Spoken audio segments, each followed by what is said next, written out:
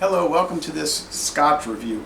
Okay, so I did a solo, and now we're doing a duo review. This is called Tomatin. It's the Highland Single Malt Scotch Whiskey. It's the Dualkus Cultural Heritage. In the rest of the world, it's called Legacy. But apparently there's that Canadian whiskey in the United States called Legacy Canadian Whiskey. You might have seen it around. I've seen it. And so they probably had to say, okay, well, change the name to Dualkus Cultural Heritage. Is that what Dualkus means? Yeah, it's like the Gaelic word for legacy, cultural okay. heritage. So they just changed it, But if you go to Europe, I don't speak Gaelic yeah, it is. nor Latin. The softer side of the Highlands. So I was reading about this company. They were established in 1897. Sort of went bankrupt, out of business in 1906. Got restarted in 1909. They went out of business again in 86. Got restarted in 89 when a Japanese company said, "Don't shut down your distillery. We're buying it." And so there you go. They bought it. Well, there you have it. So it's run by a Japanese corporation who they're notoriously known for their love of Scotch. A lot of Scotch companies are owned by Asian Because they love it. Yeah, they love They it. love it. And I was watching a video review where they had this They also Scottish. have a fondness for American bourbons too. Oh yeah. Yeah. I saw this video. Suntory owns Jim Beam. Oh right. I saw this video where they were doing a tasting in Scotland from last year or a year before last. But I think that's a good thing because you know what? They're very traditionalist type people. So they they believe in having traditions. So when them buying this, they preserve the tradition and then, continue on with it. Because they embrace tradition. Well, apparently they were keen to buy it and Yeah. keep it going. So they have 12 stills. According to what they were saying on their website right now, they're using 10 of them.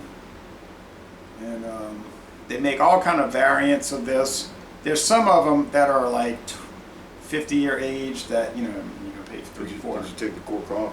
Yeah, $300 or $400 The bucks. alcohol's evaporating. It's like 100 degrees.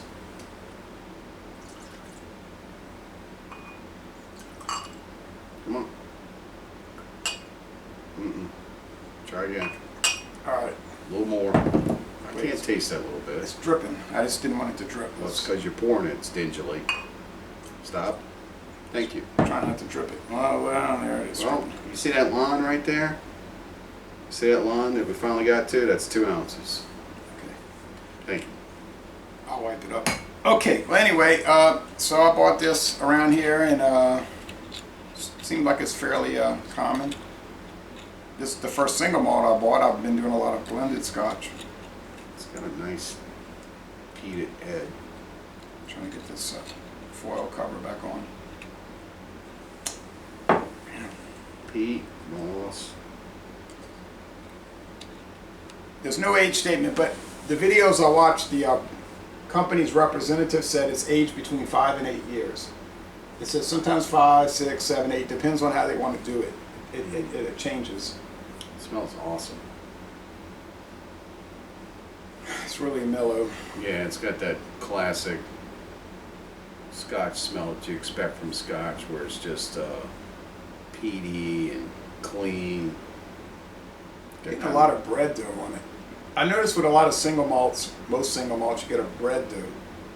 I don't know how you smell that over this peat. Peat's The peat, I'm not really it's picking up. predominant. No, I'm not picking up too much peat, but I don't know much about Scotch. All right, so cheers. Ready to taste it? You want to still smell them a little bit. All right.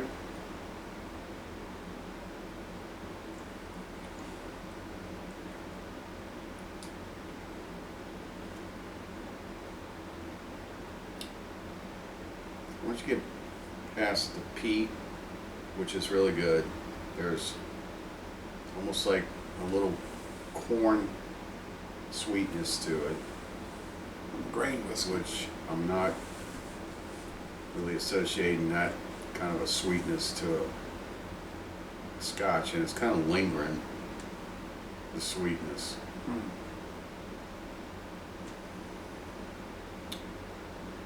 peat's still lingering too. It's very strong. It's almost like like it goes down. You get the initial burn, and you can just feel it kind of resonate, almost like a menthol.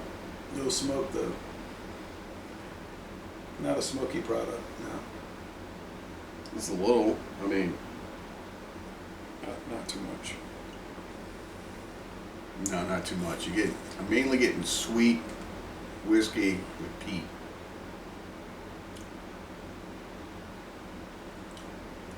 I'm just getting like a sugary. And the peat resonates like menthol. Not saying it tastes like menthol. Like we tried that at Singleton's at my house, which is an 18-year-old Islay or Islay. Isla. It is like a menthol. But that one was more like a menthol than this. Yeah, this is a Highland. Yeah, this kind of resonates like a menthol does. So if any of you people out there that are enjoying this video, if you're smokers or ex-smokers, you knew there was a difference between what was considered to be a cigarette and a menthol cigarette.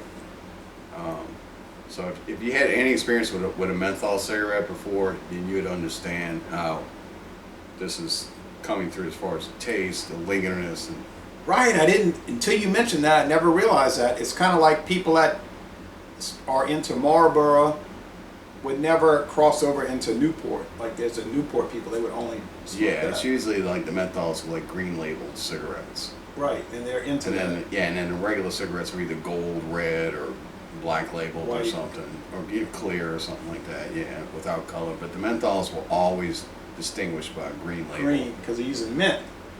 Some kind of a mint, yeah. Well, yeah, I read an article about that.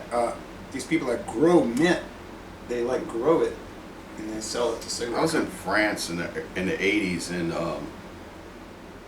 they had a pack of cigarettes. I want to say they were called Nice or something like that.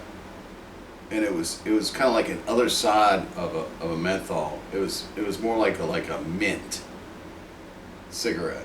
So it was like a flavored cigarette. It was like a peppermint It's cigarette. called Nice. I think they were called Nice or something like that. It was some kind of like inviting name that brought you into this inviting type of candy flavor, or minty flavor that got you hooked on nicotine, because it was just going to kill you anyway. I have to do some more research on menthol. Well, this one's nice. You're talking about nice. This one's pretty nice, huh? It is. It's a little sweet. Yeah, it's a little sweet. Not the Meaning, greatest. I think maybe they're putting just a little too much grain whiskey, but Yeah, it's a I'm little grainy. also tasting corn, which I don't really find. That's your grain whiskey. Is it? They would use corn whiskey? What else do you think they're using? That's what that's the big commodity product, corn. Maize. So it's I probably. thought they would use something local. I But would it's think not- they would no, they but would it- import but that's a corn blend- whiskey. No, but that's a blended whiskey. This is a single malt, so it's Right. really all. It's all barley malt. It's just a little harsh on the underside, and that's why we're thinking of grain alcohol. It's a little jagged. It's sweet, and I'm not really getting that from it. But honestly, it's bread dough. The top side is bread crust, and there's a little, Sugar. yeah, and menthol, more like the inhalation and exhalation of that. And then there's an underlying little rough spot. Mhm. But this is their introductory version. It's not the top of the line. It'll run you about $28.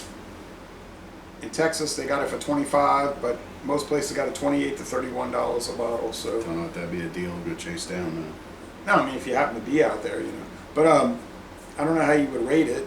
It's a nice single malt. It's not great. It's not like world class or mesmerizing or anything. though. It's not funky or anything, so I'll give it like a B plus. I think that's fair. B plus. I think I gave it a higher score in my solo review, but I'm like a lot of politicians. My positions evolve. Right. So yeah, I think 89 B plus is a good score. But as I do taste challenges over the years that could change, you know, but I like it. It's a nice product. I wouldn't go running after it, but if you happen to see it, like I did at Walmart for $27.99, heck, buy it. Yeah, well, Won't hurt. So Les Le Bon Temps Relais, a very good product, nonetheless, from a company started 1897. We're going to end this review by saying, y'all come on down to southeastern Louisiana.